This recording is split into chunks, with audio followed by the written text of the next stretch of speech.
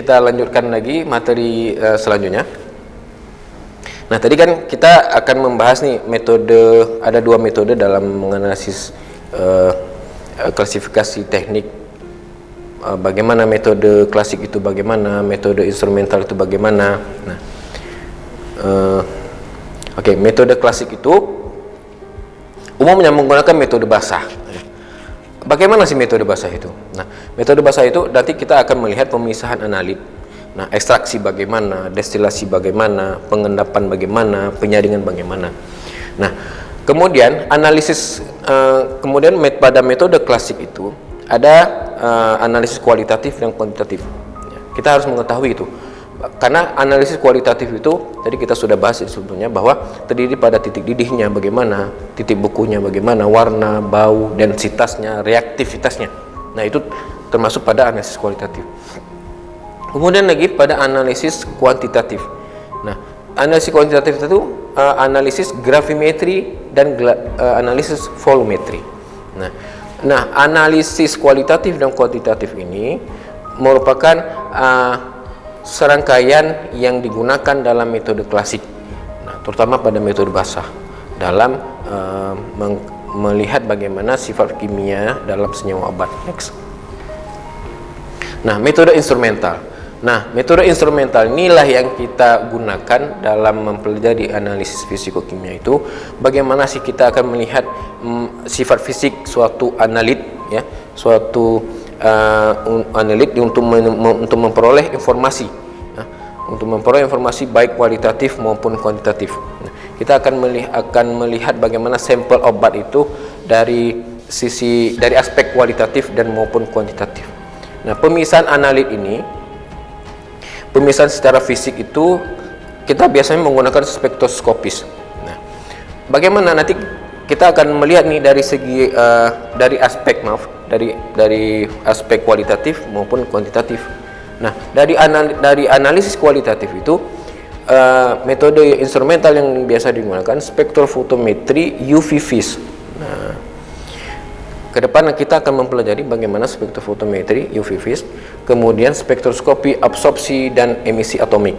Nah, AS atau disingkat AS dan AES. Nah, atomic absorption spectroscopist, atomic emission spectroscopist. Nah, kemudian analisis kuantitatif.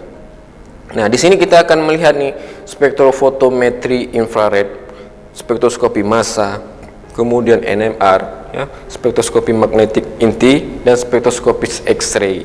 Nah, nanti lihat kesemuanya instrumen inilah yang kita gunakan dalam melihat analit untuk memperoleh informasi baik kualitatifnya maupun kuantitatifnya. Bagaimana suatu sampel obat kita melihat dari berbagai metode, berbagai teknik, baik itu pada aspek analisis kualitatif maupun analisis kuantitatif. Nah, seperti itu. Next. Nah, jadi jelas nih bahwa klasifikasi teknik dan metode analisis itu ada teknik-teknik spektroskopinya. Seperti saya katakan tadi, teknik spektroskopi itu ada berbagai macam tekniknya, yaitu spektrofotometri UV vis, ada spektrofotometri infrared, ada spektrofotometri fluoresensi dan fosforesensi, spektrofotometri serapan atom, spektrometri Raman, spektrofotometri resonansi magnetik inti atau NMR disingkat, spektrofotometri radiokimia, dan spektrofotometri sinar X atau X-ray. Nah, seperti itu. Nah, teknik-teknik inilah yang nanti pada pertemuan selanjutnya kita akan bahas lebih detail setiap masing-masing spektrofotometri, teknik spektroskopi ini.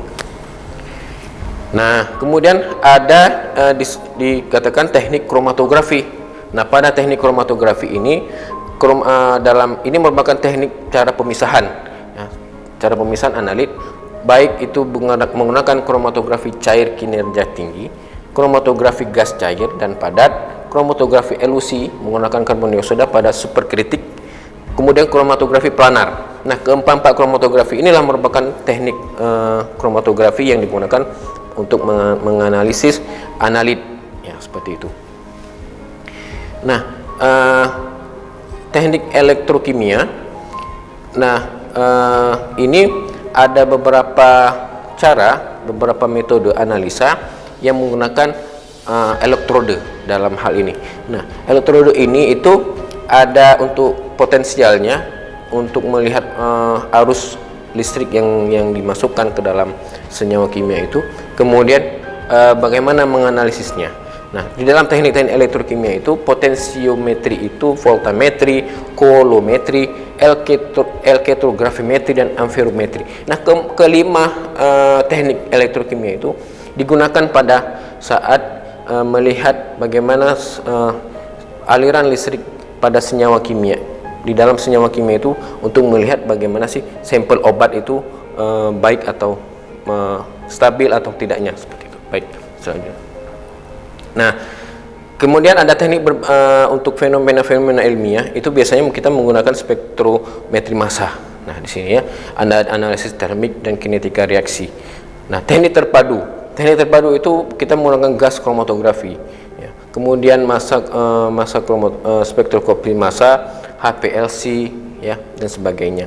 Nah,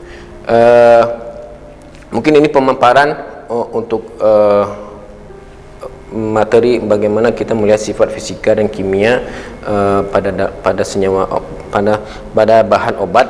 Nah, ke depan pada pertemuan selanjutnya kita akan membahas masing-masing dari teknik, bagaimana masing-masing metodenya, seperti itu. Dan hanya ini yang pertemuan kita untuk membahas sifat fisika dan kimia pada dalam bahan obat. Saya akhiri. Assalamualaikum warahmatullahi wabarakatuh.